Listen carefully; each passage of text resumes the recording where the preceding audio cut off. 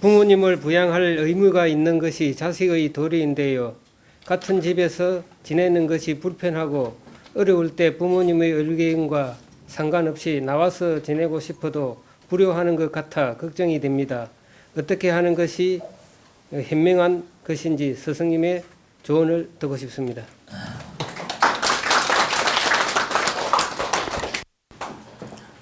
요즘에 집집마다 그런 집 많이 있을 겁니다. 자, 답변을 드리겠습니다. 요즘 세상에 참 이런 일들이 비일비재하게 있을 것입니다. 그런데 이제 부모님하고 이제 뜻이 안 맞는데 떨어져 살자니 불효인 것 같고, 또 함께 살자니 갈등이 있고, 그래서 이걸 참 떨어져 사는 게 현명한지 억지 춘향이라도 모시고 사는 게 현명한지 이걸 물으신 것 같아요. 그죠? 그런데 이제 우리가 바른 분별을 해야 됩니다. 부모님이 식사를 하기가 어려울 정도로 건강이 안 좋거나 정말 내가 수발을 해야 될 정도로 이렇게 건강이 안 좋을 때는 내가 아무리 부모님하고 뜻이 안 맞고 힘들어도 잘 모시는 방법을 택해야 됩니다. 그게 자식의 도리이고, 즉 양로원에 모시거나 요양병원에 모시지 않을 경우라면 자기가 좀 부담스럽고 힘들더라도 모시는 게 맞다. 그런데 이제 부모님께서 내가 직접 수발을 하지 않더라도 식사를 해 드실 수 있고, 움직이시는데 큰 무리가 없고, 이렇게 생활하시는데 큰 무리가 없다면, 이때는 부모님하고 뜻이 너무 안 맞거나 갈등이 있을 때는 부모님 뜻에 어긋나더라도 타협을 보고 나오는 게 좋습니다. 부모님이 붙잡는다고 하더라도 잘 이해를 시키고 나와서 사는 게 현명하다는 얘기입니다. 어느 날 갑자기 도망치듯이 나오면 안 되고, 제 얘기는 말도 없이 도망치듯이 확 나오면 안 됩니다. 그러면 안 되고 충분히 이해를 시키고 이러이러해서 나가서 사는 게 좋겠습니다. 부모님하고 계속 같이 살면 갈등이 있고 충돌이 생기고 뜻이 안 맞으니 더 이상 불효를 하고 싶지 않아서 잠시 떨어져 살겠습니다. 그러니까 부모님도 이해를 해 주십시오. 이렇게 바르게 고하고 부모님이 그걸 원하지 않더라도 그때는 나와서 사는 게 현명합니다. 그래서 갈등을 없애는 게 현명하지, 같이 살면서 갈등하고 불만을 품고 또 속으로 원망을 하고 겉으로 원망을 하고 말대꾸를 하고 이렇게 싸움질을 하는 것은 대단히 나쁜 것입니다. 그게 더 큰 불효가 됩니다. 그게 더 큰 악업을 쌓는 것이고, 왜 그게 더 큰 불효가 되느냐? 계속 영혼에 상처를 주게 되고 마음에 상처를 주게 돼요. 부닥치면서. 그리고 탁한 기운이 만들어집니다. 그래서 그 기운은 아들을 칠 수도 있고 부모님을 칠 수도 있어요. 둘 중에 하나는 기운이 치입니다. 그래가지고 한 사람이 나중에는 아파서 병원에를 가든 아니면 나쁜 일이 생기든 어려운 일이 생깁니다. 그래서 계속 충돌을 하면서 억지로 붙어서 사는 것은 현명하지 않다. 그건 부모를 위하는 것도 아니며 본인을 위하는 것도 아니다는 뜻입니다. 그래서 우리가 분별을 냉철하게 해야 될 건, 부모님이 나랑 뜻이 정말 안 맞고 성격이 정말 안 맞고 정말 어떤 대화가 전혀 안 통하고 이렇게 어려움이 생길 때는 먼저 반성을 해봐야 돼요. 어떤 반성을 해야 되느냐?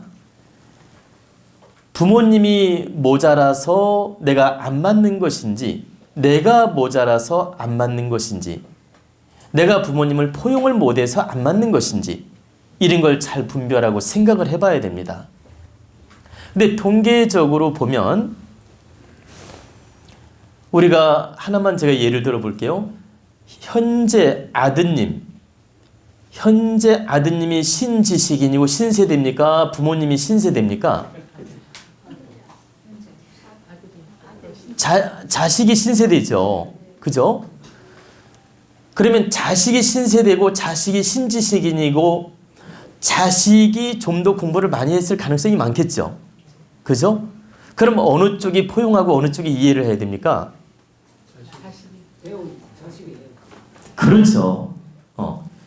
좀 더 신시대의 사람이고 좀 더 지식인이고 좀 더 자기가 어떤 모든 생각이 더 크다면, 더 신세대이면서 지식인이라면 부모님의 생각까지도 끌어안고 이해를 하고 받아들여야 되는 거예요.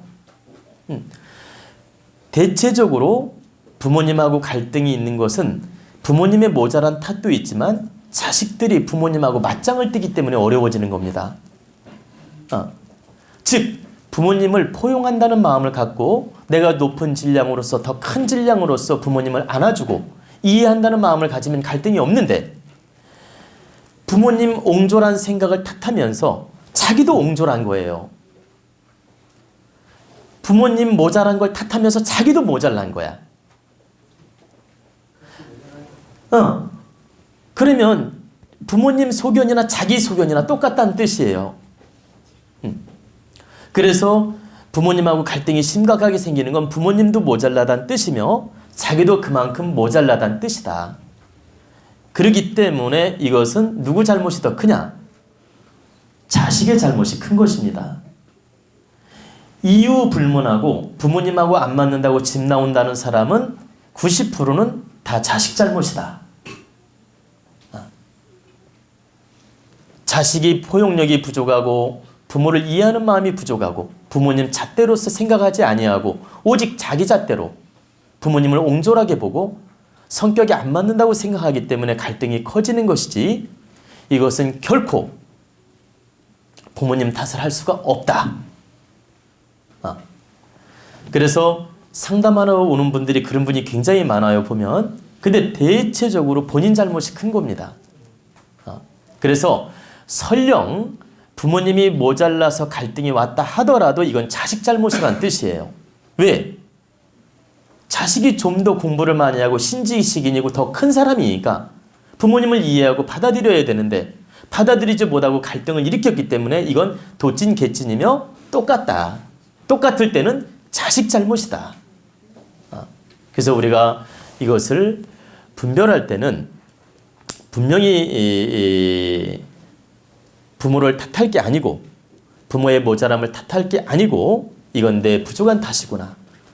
내가 지혜가 부족하고 내 마음이 좁은 탓이구나. 이렇게 생각을 하고 부모님 입장에서 생각을 해보는 마음을 가져야 됩니다. 그리고 나서 부모님을 수용하는 데까지, 포용하는 데까지, 끌어안는 데까지는 안아보고, 그리고도 도저히 안 맞을 때가 있어요. 어떨 때? 일단은 자기 질량이 부족하니까, 자기가 끌어안는 마음이 부족하니까 안 맞을 때가 있다고. 그때는 어쩔 수 없이 양해를 구하고 나오는 게 현명하다.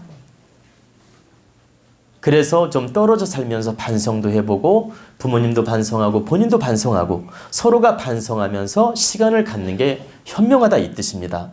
그래야만이 탁한 기운을 막을 수가 있고 지혜롭게 사는 방법이 될 수가 있습니다.